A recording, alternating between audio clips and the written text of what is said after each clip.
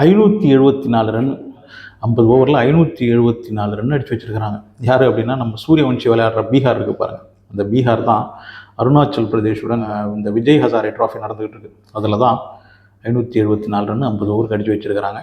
பல ரெக்கார்டை உடச்சி வச்சுருக்கிறாங்க. இந்த மேட்ச்சில் பீகார் டீம் வந்து 3 செஞ்சுரி அடித்து வச்சுருக்கிறாங்க. 3 பேர் செஞ்சுரி. அதில் இந்த சூரியவன்ஷி 190. அப்புறம் அந்த கேப்டன் இருக்கான் பாருங்கள், இந்த டீமுடைய கேப்டன் ஷகீபுல் கானி, அந்த பையன் வந்து 32 பாலில் செஞ்சுரி அடித்து அது ஒரு ரெக்கார்டு. இந்த லிஸ்ட் ஏ கிரிக்கெட்டில் வந்து இதெல்லாம் ரெக்கார்டு. உலகத்தில் இருக்கிற லிஸ்ட் பண்ண எல்லா கிரிக்கெட் ரெக்கார்டையும் எடுத்துக்கிட்டாலும் இந்த 574 அப்படின்றது இது வரைக்கும் எந்த டீமும் அடிச்சது கிடையாது. தமிழ்நாடு அடிச்சிருக்கு 502 ரன். இதே அருணாச்சல் பிரதேஷுடன் 502 ரன் அடிச்சிருக்கிறாங்க. ஆனால் இவங்க 574 ரன். அதாவது இந்த ரன் அப்படியே பாதி ஆக்கணும்னு வச்சுக்கோங்க, 287 ரன். அதுவே 50 ஓவருக்கு வந்து ஒரு பெரிய ரன். ஆனால் இவனுங்க அதுக்கு டபுள் அடித்து வச்சுருக்கிறாங்க. சூரியவன்ஷி மட்டுமே 190 ரன்னு 84 பாலில்.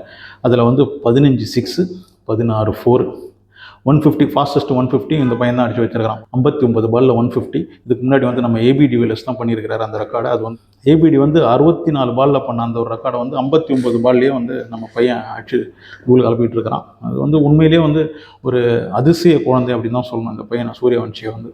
ஏன்னா எங்கே போனாலும் நான் பேடி அடிச்சுக்கிட்டு இருக்கான், எங்கே போனாலும் அடிச்சுக்கிட்டு இருக்கான். எந்த மேட்ச் எந்த டீம் அதெல்லாம் பார்க்குறது கிடையாது. இன்னும் ஏன் இன்டர்நேஷ்னல் கிரிக்கெட்டில் இவன் விளையாடல அப்படின்னா வந்து 15 வயசு ஆகலை. 15 வயசு ஆனால் தான் இன்டர்நேஷ்னல் கிரிக்கெட் விளையாட முடியும். அதனால தான் இன்னும் இந்த பையன் நம்ம இன்டர்நேஷ்னல் விளையாடாமல் இருக்கிறான். கிட்டத்தட்ட 6ம் 4மே மட்டுமே 154 ரன்னுக்கு அடித்து வச்சிருக்கான். 190 ரனில் 154 ரன், 6 4. பீகார் மட்டுமே 38 6 அடித்து வச்சிருக்காங்க. இந்த மேட்சுடைய ஹைலைட்ஸ், அதாவது 6 மட்டும் காட்டணும் அப்படின்னா 6.3 ஓவர்ஸை காட்டணும். அவ்வளோ நேரம் ஹைலைட்ஸை காட்டணும்.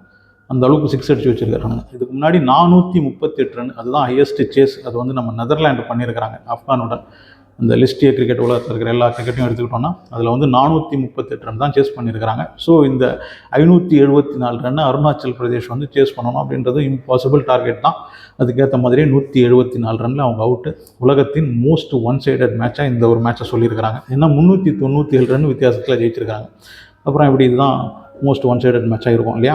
ஸோ அந்த மாதிரி ஒரு மேட்ச் வந்து நேற்று விஜய் ஹசாரே கிரிக்கெட் டோர்னமெண்ட்டில் நடந்திருக்குது. ஸோ 2026 மார்ச் 27 வந்து உலகத்தில் இந்தியாவை தவிர மற்ற எல்லா கிரிக்கெட் விளையாடுற நாடும் வந்து ரொம்ப பயத்துடன் எதிர்பார்க்குற ஒரு நாளாக இருக்கும். ஏன்னா அன்றைக்கி தான் வந்து இந்த பையனுக்கு 15 வயசு ஆக போகுது. பீகாருடைய கேப்டன் இந்த ஷகீபுல் கானி இருக்கான் பாருங்கள், இந்த பையன் ஃபஸ்ட் கிளாஸ் டெபுவில், அதாவது 2019 ஃபஸ்ட் கிளாஸ் மேட்ச் டெபுவில், அந்த மேட்ச்லேயே வந்து ட்ரிபிள் செஞ்சுரி அடிச்சு அது ஒரு ரெக்கார்ட் பண்ணியிருந்தான். அந்த பையன் தான் இப்போ நேற்று மேட்ச்சில் 32 பாலில் செஞ்சுரி அடிச்சு வச்சிருக்கான். ஆவரேஜாக பார்த்தோன்னா ஒரு பாலுக்கு வந்து 3.12 அந்த ஒரு ஸ்ட்ரைக் ரேட்டில் வந்து அடிச்சு வச்சிருக்கான். இதே மேட்ச்சில் தான் 36 பாலில் செஞ்சுரி அடிச்சு சூரியவன்ஷி ஒரு ரெக்கார்ட் பண்ணிட்டு இருக்கும்போது 32 பாலில் நான் அடிக்கிறேன் செஞ்சுரி அப்படின்ட்டு பீகாருடைய கேப்டன் 32 பால்லேயே செஞ்சுரி. ஸோ போட்டி போட்டு ரெக்கார்ட் பண்ணிகிட்டு இருக்காங்க, போட்டி போட்டு செஞ்சுரி போட்டுக்கிட்டு இருக்காங்க. கிட்டத்தட்ட 3 செஞ்சுரி வேறு. ஸோ பீகார் அப்படின்ற இந்த ஒரு ஸ்டேட்டை பார்க்கும்போது மற்ற ஸ்டேட்டுக்கெலாம் கொஞ்சம் பயமாக தான் இருக்கும். ஏன்னா இந்த மாதிரி அடி அடிக்கிறாங்க, நான் 85 அடிக்கிறாங்க. ஸோ கண்டிப்பாக மற்ற ஸ்டேட்டுக்கெலாம் பயமாக தான் இருக்கும். இந்த சூரியவன்ஷி அப்படின்ற இந்த பையன் வந்து உண்மையிலேயே ஒரு அதிசய குழந்தை தான் அப்படின்றதுல டவுட்டே கிடையாது. ஏதோ ஒரு வரத்தை வாங்கிட்டு வந்திருக்கிறான். அந்த வரம் தான். இல்லைன்னா 14 வயசில் இந்த அளவுக்குலாம் வந்து 6லாம் கிளியர் பண்ணவே முடியாதுங்க. பெரிய பெரிய பிளேயர்ஸ்லாம் வந்து அதிசயமாக பார்த்துட்டு இருக்காங்க. இவன் கிளியர் பண்ணுற இந்த 6லாம் வந்து அவ்வளோ பவர்ஃபுல்லாக இருக்குது. இந்த 14 வயசு 272 நாள், இப்போ அந்த ஒரு ஏஜ்லேயே வந்து இப்படி ஒரு 6லாம் கிளியர் பண்ணுறது அப்படின்றது கண்டிப்பாக ஏதோ உண்மையிலேயே இது வந்து ஒரு அதிசயம் தான் நடந்துகிட்டு இருக்கு. என்னுடைய ஃப்ரெண்டே எங்கள் அப்பா தான், அவர் கூட தான் கொஞ்சம் நேரம் பேசுவேன். மற்றபடி கிரிக்கெட் தான் என்னுடைய உலகம், கிரிக்கெட் தான் எல்லாமே அப்படின்னு அந்த பையன் சொல்லியிருந்தான். அதுக்கேற்ற மாதிரி தான் இப்போது நம்ம அந்த ரிசல்ட்டையும் பார்த்துக்கிட்டு இருக்கோம். இந்த பையன் வந்து இன்டர்நேஷ்னல் விளையாட ஆரம்பிச்சதுக்கப்புறம் ஒரு 15 வயசுலேருந்து 25 வயசுக்குள்ளே பல ரெக்கார்ட்ஸ் வந்து பிரேக் பண்ணுவோம் அப்படின்றது நான் வந்து ஆணித்தரமாக நம்புகிறேன். அந்த அளவுக்கு இவங்ககிட்ட டேலண்ட் இருக்குது. அப்படி விளையாடிக்கிட்டு இருக்கான். உண்மையிலேயே வந்து ஒரு பாண்ட் டேலண்ட். எப்படி நம்ம சச்சின் டெண்டுல்கரை வந்து கிரிக்கெட்டின் ஒரு அதிசய குழந்தை அப்படின்னு நம்ம சொல்லிகிட்டு இருந்தோமோ அதே மாதிரி ஒரு வரம் கிடைச்சி வந்திருக்கிற ஒரு பையன் தான் இந்த சூரியவன்ஷி. இதுக்கு முன்னாடி யாரும் சைன் பண்ணாத அளவுக்கு பெரிய பெரிய கான்ட்ராக்ட்லாம் கண்டிப்பாக இந்த பையன் சைன் பண்ணுவான்.